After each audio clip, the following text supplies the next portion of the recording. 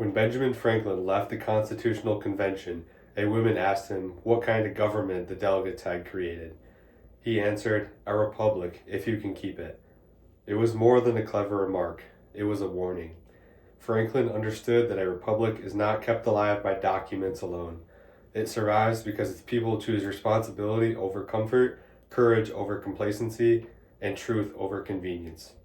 As the United States approaches its 250th anniversary, that question feels more urgent than ever. Can we keep what we inherited? History gives us examples of what happens when people assume freedom is permanent. Bulgaria's experience during the 1940s is one of the clearest. The Bulgarian people hoped the storms of war would pass them by. Instead, they watched their freedom dissolve almost overnight. What arrived was not liberation, but occupation. A system built on force, rationing, and ideological pressure reshaped a nation that never chose it. Power shifted to those with Soviet backing, censorship replaced open debate, and fear became a normal part of everyday life. Ordinary people found themselves drained, silenced, and pushed into a political order negotiated by foreign leaders far from their borders. The documentary, Liberation or Occupation, shows how quickly this transformation occurred and how defenseless a society becomes when truth is rewritten and citizens no longer feel safe to speak.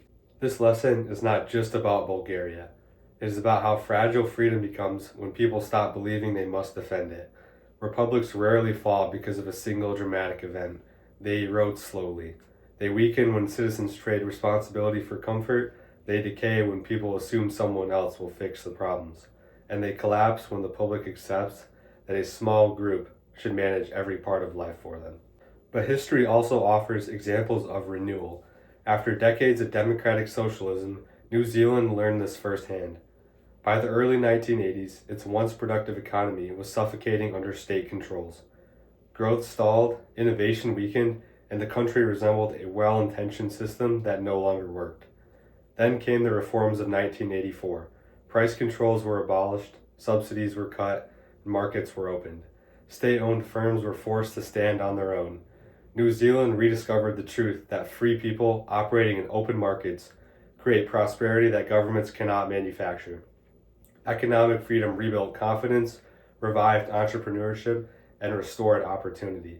It showed that even nations drifting towards stagnation can reverse course when they trust individuals more than centralized planners. This contrast matters for my generation. Bulgaria shows what happens when people surrender responsibility. New Zealand shows what happens when people reclaim it. Both reveal a deeper truth. Freedom is not simply the absence of oppression. It is a system of incentives. When the incentives reward independence, honesty, and innovation, a society grows stronger. When they reward dependency, silence, and political favoritism, a society grows weaker. In the United States today, we are not facing an occupying force or a nationwide collapse, but we are facing something quieter and potentially just as dangerous: disengagement. My generation is growing up in a world filled with distraction. It is easy to scroll, easy to complain, and easy to assume the system will hold on no matter what we do. But a republic does not survive when its citizens become spectators. It survives when they act like owners. Preserving and extending the rights we inherited begins with understanding them. Free speech is not just a constitutional clause. It is the safeguard that keeps institutions honest and allows peaceful correction when governments overstep. Economic freedom is not just a market arrangement. It is the source of innovation, opportunity, and the broad prosperity that has defined the American experience. Limited government is not a slogan. It is a recognition that concentrated power, even when well-intentioned, eventually becomes unchecked power. My generation can keep the republic by refusing the quiet temptations that weaken it. We cannot trade liberty for the comfort of being taken care of. We cannot outsource our judgment to algorithms or political tribes. We cannot allow cynicism to replace responsibility. Citizenship is not a spectator role. It requires involvement, questioning, learning, building, and choosing to protect the institutions that protect us. Franklin's warning was not meant to frighten us. It was meant to awaken us. The founders created a system strong enough to last centuries, but only if each generation accepts the burden of keeping it. History shows both sides of the story: the rapid loss of freedom when people let go, and the powerful resurgence of freedom when people take ownership. As America reaches its 250th year, the question is no longer, can a republic survive this long?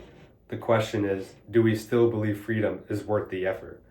My generation has the chance to answer yes, not with slogans or empty optimism, but with responsibility, courage, and a renewed understanding of what it means to live in a free society. Our republic can endure, but only if its people choose to keep it. Now is our turn.